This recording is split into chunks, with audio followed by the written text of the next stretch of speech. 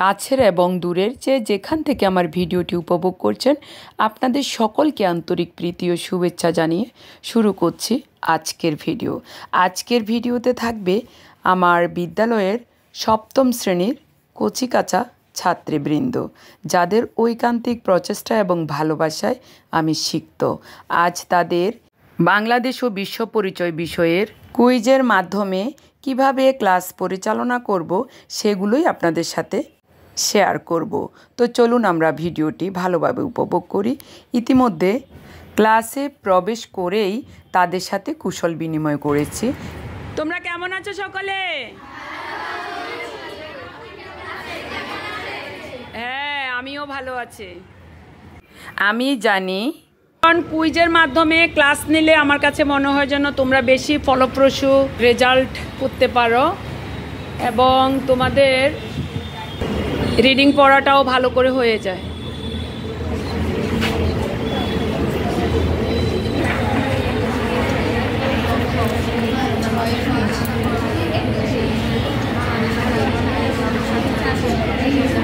সবাই কুইজের জন্য সুন্দর করে পড়ে নাও। যারা ফার্স্ট হবে তাদের জন্য জোরে হাততালি হবে।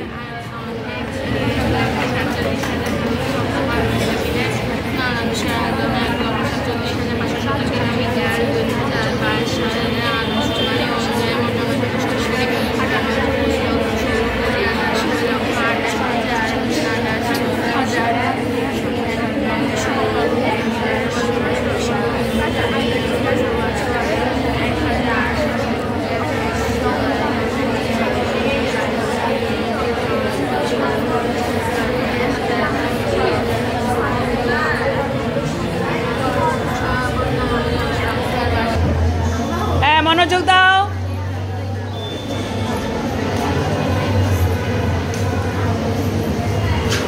তোমার শরীর খারাপ নাকি? হ্যাঁ, কি হয়েছে বলো?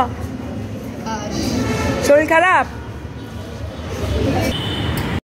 কুইজের জন্য সবাই রেডি তো?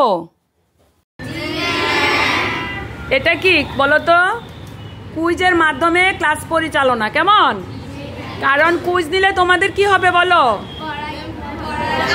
পড়ার আগ্রহ সৃষ্টি হবে এবং তোমরা ওই বিষয়ের উপরে, ওই পাঠের উপরে নিজেদের দক্ষতা যাচাই করতে পারবে। বুঝতে পেরেছ? এই জন্য আমি কুইজের মাধ্যমে ক্লাস নিয়ে থাকি। এতে করে তোমাদের নৈর্ব্যক্তিক যেসব প্রশ্নগুলো আছে এগুলো তোমরা আরো ভালোভাবে রপ্ত করতে পারবে। ঠিক আছে? তো 5 মিনিট দেখে নাও, এরপরে আমরা ক্লাস শুরু করব।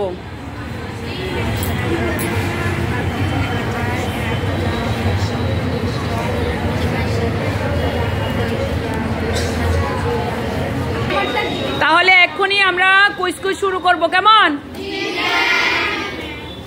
আচ্ছা, সবাই রেডি তো? বই বন্ধ করে ফেলো। কারো যদি এই শোনো, কুইজের একটা নিয়ম আছে, তোমরা সকলে জানো না? যদি বই দেখো 2 কাটা, তোমার মেন নাম্বার থেকে যা পাবে সেখান থেকে 2 কাটা যাবে। কথা বললে 2 কাটা যাবে, কেমন?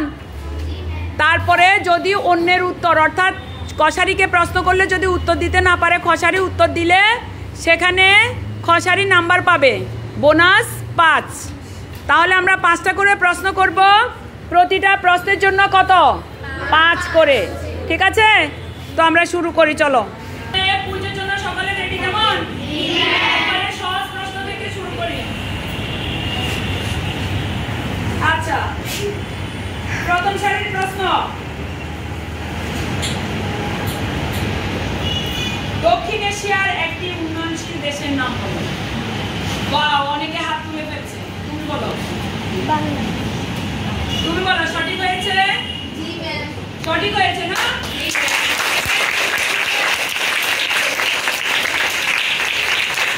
আচ্ছা, তারপরে দ্বিতীয় সারির প্রশ্ন। জনসংখ্যার বৃদ্ধি কিসের উপর নির্ভর করে? জনসংখ্যার বৃদ্ধি কিসের উপর নির্ভর করে? একজনে হাত তুলে ফেলছে। সেকেন্ড সারিকে ব্লক দিচ্ছি। 1 2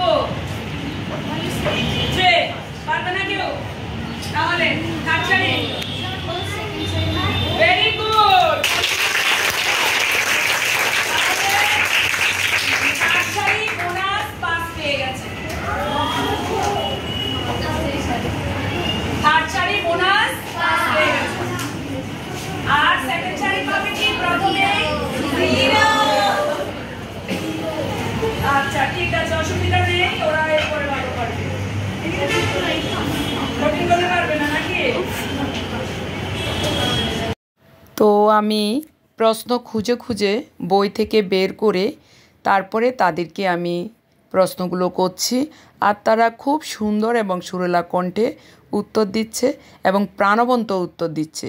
চলুন আরও দেখি।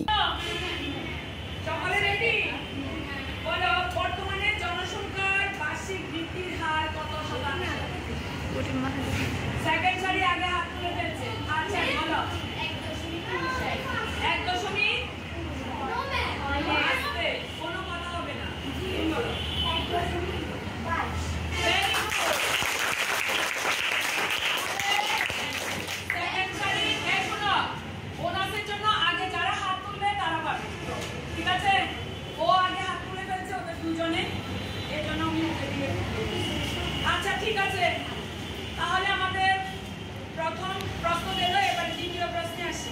মানে জনসংখ্যার হার 2001 সালে কত শতাংশ ছিল? 1.59।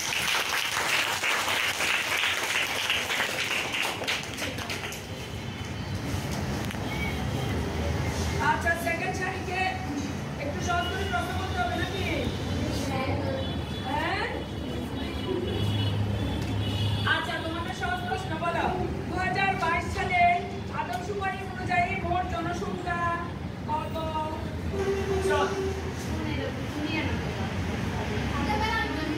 15,99,00,000 বলো।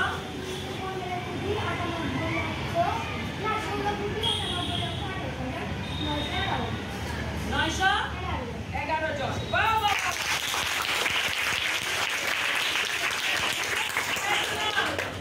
উত্তর দেওয়ার সময় ভেবে চিন্তে দিতে হবে, যেহেতু ও ফার্স্ট উত্তর দিচ্ছে একটু ভুল হয়ে গেছে, আমি ওখানে এক কাটবো।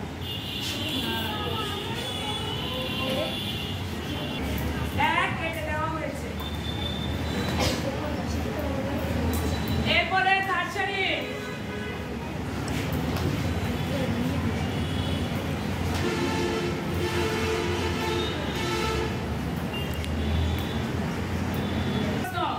জনসংখ্যা বৃদ্ধির হার নির্ভর করে মুক্ত দেশের জন্মহার ও মৃত্যুহারের জন্য, এবং বলতে হবে সেখান থেকে 3টা দেশের নাম বলতে হবে।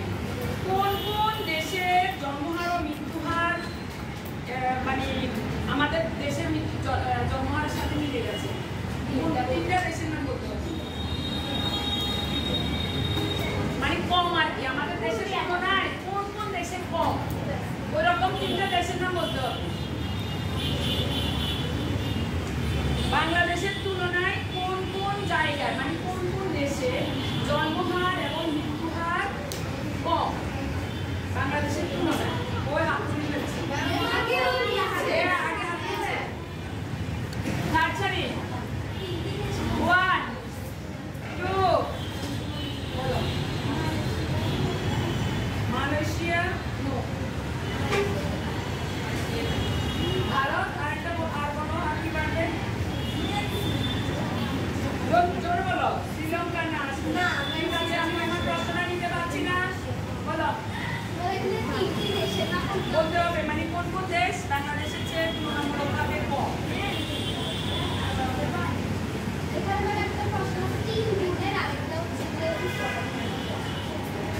এটা হলো যে 3 গুণের বেশি। ভারত, জাপান, শ্রীলঙ্কা। ভারত, পাকিস্তান, আফগানিস্তান, ভুটান, মালদ্বীপ। এবার হয়েছে।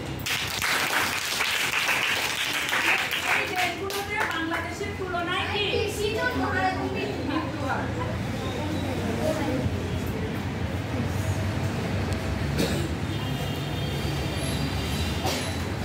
না, এগুলো কম পাঁচ। আর কি রে গোসারি কি লাস্ট প্রশ্ন না পারছিল? জনসংখ্যার ঘনত্ব কোন কোন দেশ থেকে প্রায় 3 গুণের বেশি? একজন বলো। ভারত, জাপান, শ্রীলঙ্কা। এগুলোতে বাংলাদেশের তুলনায় 3 গুণ বেশি জনসংখ্যা। অসাধারণভাবে সবাই উত্তর দিচ্ছিল। খুব ভালো লাগছে। চলুন আরও দেখি। এখন হলো সেকেন্ড সারির প্রশ্ন। আমি দেশের নাম বলবো, তোমরা জনসংখ্যার ঘনত্ব বলবা। দুটা করে প্রশ্ন হবে। মালদ্বীপ, দেশের নাম মালদ্বীপ, জনসংখ্যার ঘনত্ব কত? কেউ পাচ্ছ না? কার সারি পারবে? আস্তে আস্তে আস্তে। 1700।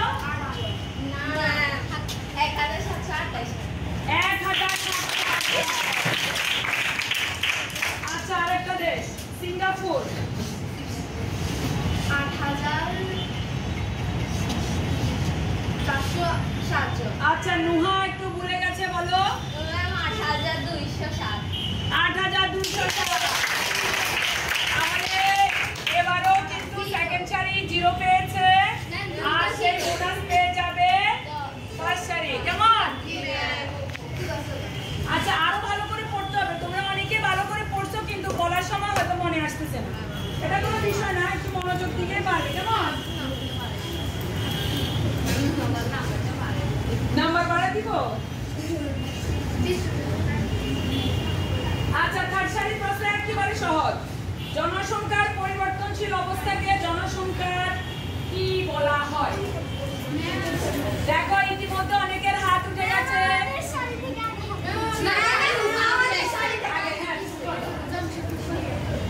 জনসংখ্যার পরিবর্তন। ওয়াও, আমি ওদেরকে পাস দিব কেন? ওরা প্রথম দুইটা প্রশ্নের সঠিক উত্তর দিতে পারেনি, সেই জন্য আমি এটা নিয়ে নিয়েছি। পরিবর্তনশীলতা কেমন? আচ্ছা,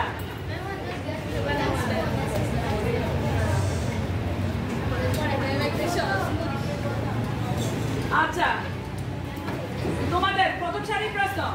জনসংখ্যা, এই যে পরিবর্তনশীলতা বলছে, জনসংখ্যার এই পরিবর্তন প্রধানত কিসের উপর নির্ভর করে?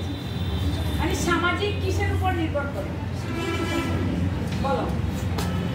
প্রথম হচ্ছে জন্মহার, মৃত্যুহার, তারপর হচ্ছে সামাজিক কাঠামো, তারপর সামাজিক কাঠামো আসবে না, সামাজিক গতিশীলতা আসবে, লিঙ্গ, বিবাহ ইত্যাদি। কর্মসংস্থান, কর্মসংস্থান, স্থানান্তর, এগুলোর উপরে। কেমন? তাহলেও নেওয়া যায়। এদের না উত্তর প্রশ্নটা ছিল তোমাদের না? গুড, খুব ভালো হয়েছে।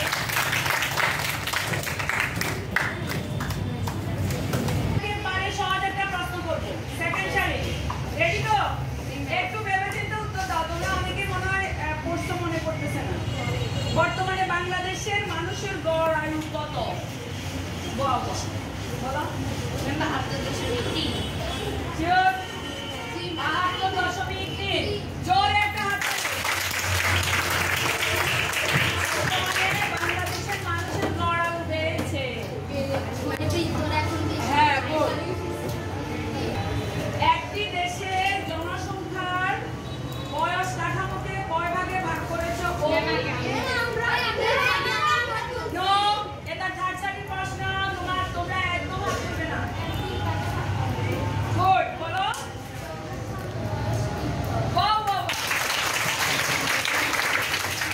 এখন থার্ড সারি 5 পেয়ে যাবে। শুনো, ওরা না পারলে আমি তোমাদের মানে ফার্স্ট সারি এবং সেকেন্ড সারিকে ক্লোজ দিব। এর আগে যদি আমি বলো, আমি কিন্তু তোমাদের প্রশ্ন শুনবো না, আবার বড় নাম্বারটা কেটে দেব।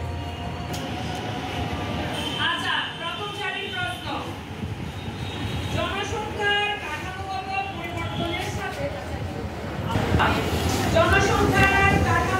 পরিবর্তনের সাথে কতগুলো বিষয় জড়িত আছে। এখন প্রশ্ন হলো, সেই বিষয়গুলো তোমাদেরকে বলতে হবে। 1, 2, 3,